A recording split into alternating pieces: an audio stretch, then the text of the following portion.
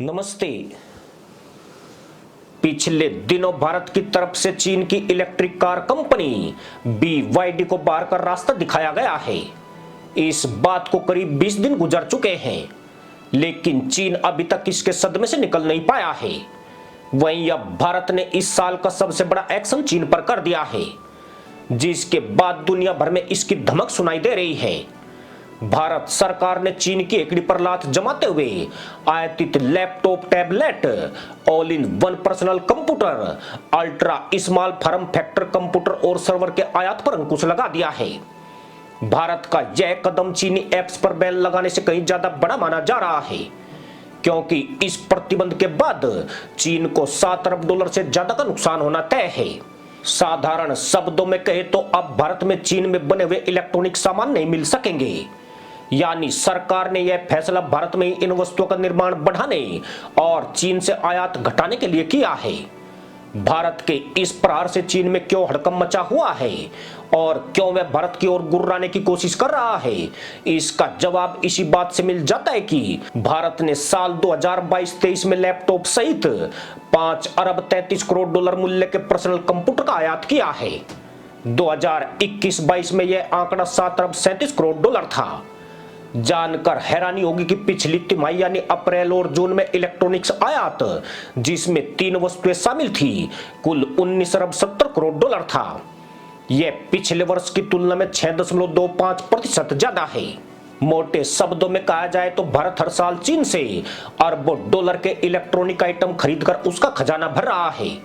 हालत यह हो गई है कि Dell, Acer, Samsung, Panasonic, Apple, Lenovo और HP जैसी कंपनियां चीन से प्रोडक्ट तैयार करवाकर भारत में इंपोर्ट कर रही है, जिसका भारत को खास फायदा नहीं मिल पा रहा है। लेकिन अब भारत ने बड़ा दांव चलते हुए इन कंपनियों के सामने बड़ी चुनौती खड़ी कर दी है। साथ ही बीजिंग में भी हाहाकार मचा दिया है। आशंका जताई जा रही है कि भारत के इस बैन के बाद करीब 12,000 चीनी बेरोजगार हो सकते हैं। इसके साथ ही उसकी 400 से ज्यादा लघु फैक्ट्रियां बंद हो जाएगी और इसका व्यापक असर निर्माण इकाई से लेकर बिचौलिया और डिलीवरी कराने वालों तक पर पड़ेगा। यानी यह कोई मामूली स्टेप नहीं है। पहले ही बेरोजगारी और आर्थिक मंदी से जूझ रहे चीन के लिए इसे कोड में खाद जैसी स्थिति माना जा सकता है। सरकार ने साफ कर दिया है कि कंप्यूटर निर्माण से जुड़ी इलेक्ट्रॉनिक कंपनियों को इनका निर्माण भारत में ही करना पड़ेगा। चीन से आयात प्रतिबंध को तत्काल प्रभाव से लागू कर दिया गया है। इतना नहीं, सूक्ष्म कंप्यूटर, बड़े कंप्यूटर और कुछ डाटा प्रोसेसिंग मशीनों को भी आयात की अंकुश की सूची में रखा गया है। इससे पहले जून 2020 में भारत ने पहली बार एक्शन की शुरुआत की थी।